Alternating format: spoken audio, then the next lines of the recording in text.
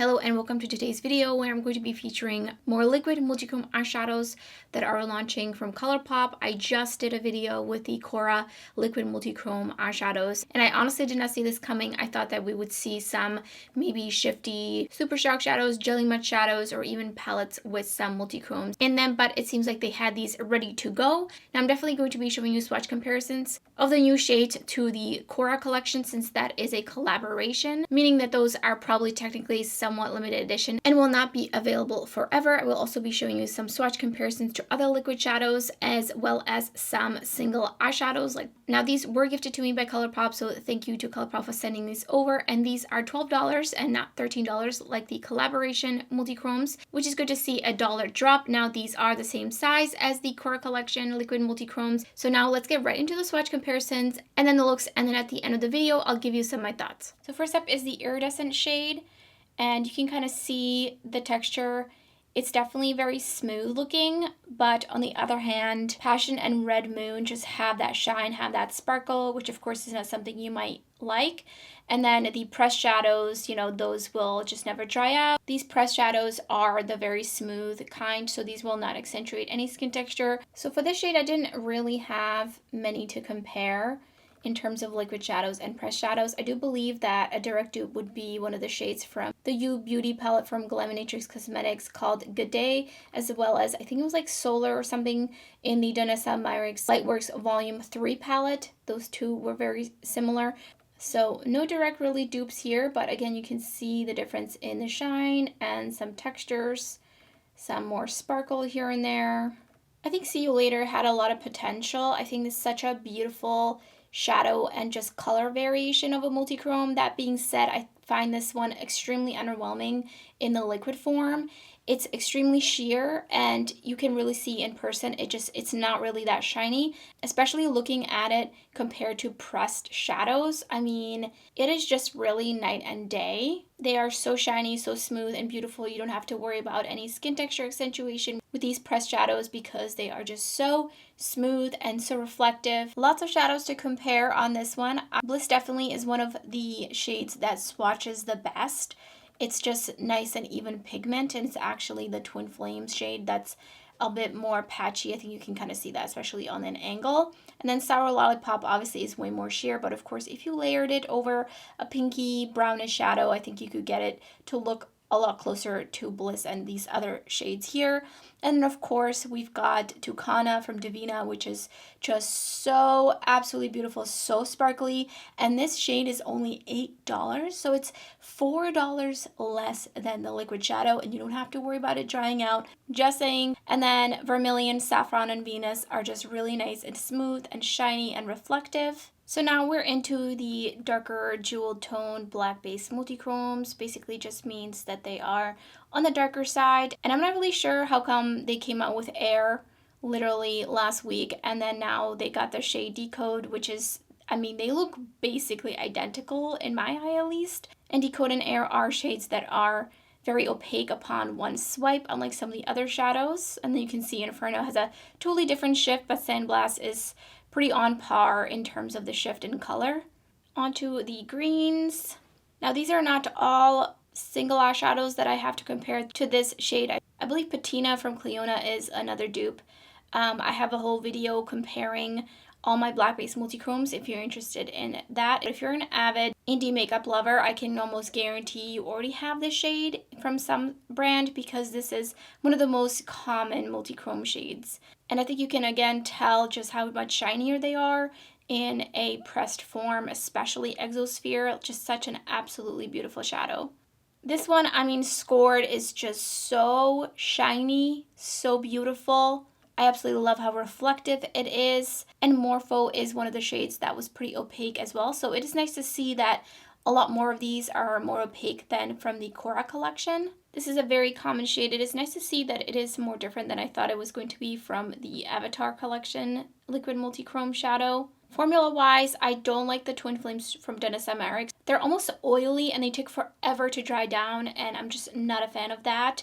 I do really, really enjoy the liquid multichromes from Drizzle. And then the Karla Cosmetics Shadow Potion, I did have to revive mine prior to filming this video. Just added some water into it because it is in a gel pot and it does dry out and it is pretty expensive.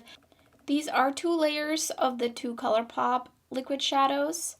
And then the pressed shadows, I usually just go back and forth and build them up a little bit. But you can see again, like the shininess is just not really there that much. And because of that, the shift is not as obvious. Almost forgot about Rosette from Clionadh, and that one is above, just to show you the level of shine is just totally different, but I think that one is pretty close as well. And I am going to be dipping into the Aurora Struck palette. I definitely want to try out this Iridescent Multichrome. Taking No Sleep from the Aurora Struck palette, and I'm going to be putting that right into my crease. Well, this shade is very pastel, a little bit more pastel than I was expecting. So we're just really packing on quite a bit. Taking Midnight Sun on the outer corner. And I'm going to extend it a little bit onto my lid. And then I'm taking No Sleep to feather out the outer corner with that. I don't know what's going on with the matte because I have not had any issues with this palette. Previously when I used it, I don't know if it's the eyeshadow primer. I used the tone activator from Kaleidos, and I feel like I've been having a little bit of problems with that one. So I'm just going to feather that out, and I'm gently just bringing this down underneath my lower lash line just to connect there. So taking the shade Glaze, I am going to apply it with just the applicator first, but if you watched my Cora video, I do really feel like these apply even better with a silicone tip applicator. Now, also, you will get some pickup with the doe foot if you do just use it straight on. Obviously, if you don't really have much eyeshadow on, then it's not going to really matter. So I'm just trying to add on a little bit more because it was definitely very, very sheer, and I like full impact personally. I'm just gonna tap out the edge here just so there's no harsh lines. And then if you have hooded eyes, the key with these is you have to let them completely dry down before you open your eye, because the moment you open your eye, you're gonna get a crease in there, and that's how it's going to dry. So I like to use a little handheld fan, and I'm just gonna wait here a second and let it dry.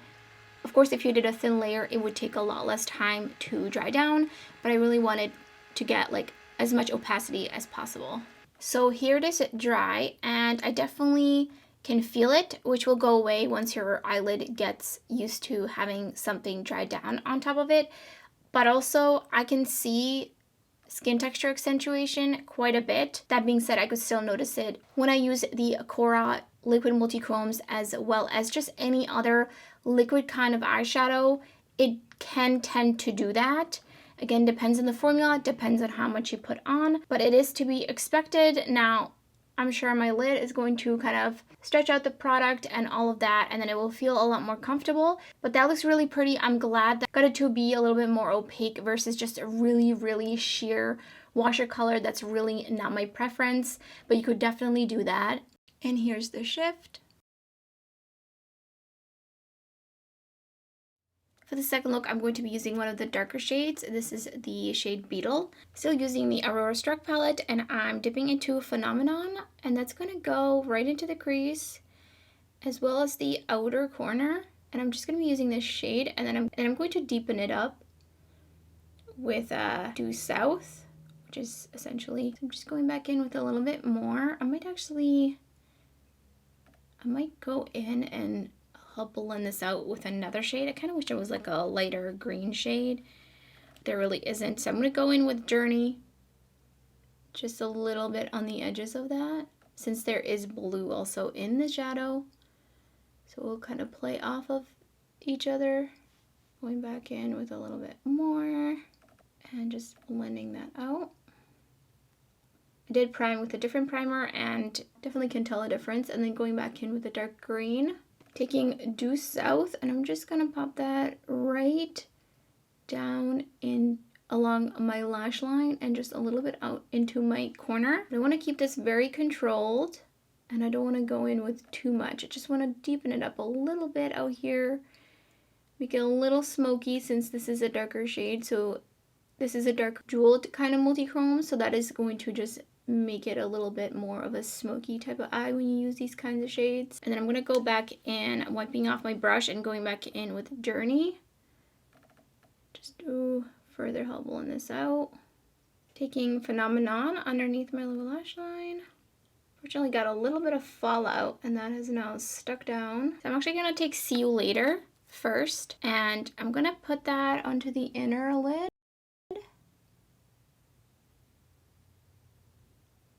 That looks very sheer. And then taking Beetle. This one seems very opaque. Very pleasantly surprised because some of the other shades are so sheer and patchy. And I'm really happy that this one is not like that. And then I'm just gonna kind of blend these together.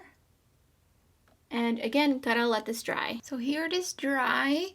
My thing is, I feel like I can see just how unshiny they are in person.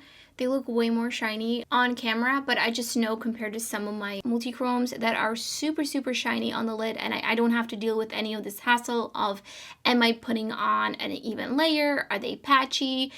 Do I have to wait for it to dry down? Like, I just feel like even though these are $12, maybe they're nice to just try. I'm not by any means blown away by these. And even the shifts are just, they're not as apparent on the lid because they're not as shiny. Much easier to see shifts when the eyeshadow is really shiny and so it's reflecting a lot of light.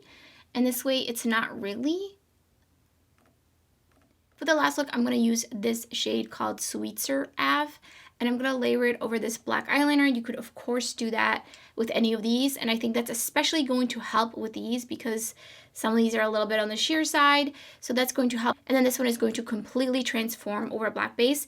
The thing is, whatever they do on the lid as an eyeshadow, they're going to do the same thing as an eyeliner. So I don't really necessarily think that these would make it any easier than just buying, again, like a pressed single shadow, putting down some glitter primer, or wetting the brush and putting them on over liner, or just buying liquid multi-chrome eyeliners. So I'm going to pick up the shade on the silicone tip applicator because I feel like this one gives me the most opacity. And to me, it is just like extra steps you have to take. You know, it's not just like a apply it and go. You do have to kind of take a brush, take it off. You're going to close the cap and then go in and put it all over the liner.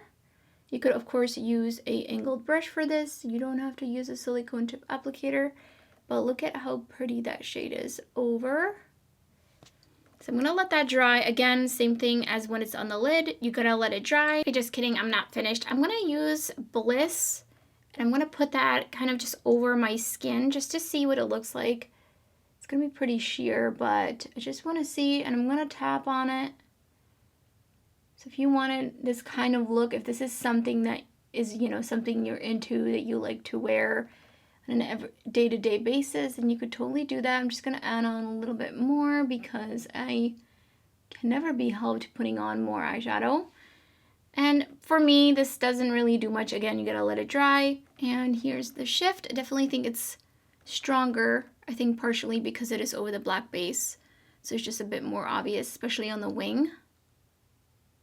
So I've had this look on for about like 40 minutes. I think you can kind of start to see there's just a bit of texturization going on, a little bit of crustiness. So I'm really curious how this would wear like 8 hours or something like that. I wonder if it would start peeling off. Let me just go in with my finger and really rub it. It's definitely cracking and coming off if I really rub it. So I think the key with these is going to be to go in with an extremely light layer, which to me is just not impressive. So my thoughts on these pretty much stand from the video I just did featuring the 4 shades from the Avatar collection. I'm honestly pretty surprised that they came out with so many of these darker jeweled tones, especially because it is springtime, summertime, and given the Colourpop audience, I would have thought they would come out with more shades like this, especially more iridescent shades, because you can do so much more with shadows that you can layer. You can have way more fun with them. They would be more everyday makeup friendly. So overall, my thoughts on these is if you have never tried multi-chrome eyeshadows, and you're just curious, and you can easily get these at Ulta or just order them off the Colourpop website. You can get like a couple of dollars off or something like that. Maybe try one. your favorite color that you see yourself actually wearing. Because they are liquid, they will eventually dry out. They will not dry out as fast as something like the Jelly Matte shadows because those are in a pot. I would not recommend getting all of these. Like I said, get 1-2 shadows max, like one of these kinds and then one of these kinds, and try them out, see how you feel about them. I do think that it was a bit more successful layered over the black eyeliner, but I don't need liquid shadows to do that with. I can just use shadows, and obviously I am biased because I love my indie makeup pressed eyeshadows, but I also do love the Sugar Drizzle liquid multi-chrome eyeshadows. Personally, I would just go for pressed shadows because there is more product and they will last you a very, very long time. You don't have to worry about them drying down, drying out, etc. Like, they're just less fussy, and also they won't accentuate skin texture except for some flakier formulas, of course, but also they will probably be a little bit more expensive, but not always, as the Devinah shadow, the Tucana shade, is only $8, so it's actually $4 less than this one, and this is going to last you a very long time. It's shiftier, so just weigh your options, and if you do get these, make sure you are letting these dry down before you open your eyes. I think that is just the biggest crucial step with any liquid shadow, whether it's multi-chrome, whether it's from Colourpop or not. Definitely keep that in mind, and I really hope that this video was helpful to you, and if it was, don't forget to give it a thumbs up, and if you're new to my channel, I would love it if you subscribe. There's so much multi-chrome eyeshadow, general tutorial content uploading my channel, and much more to come. So thank you so much for watching, and I hope to see you next time.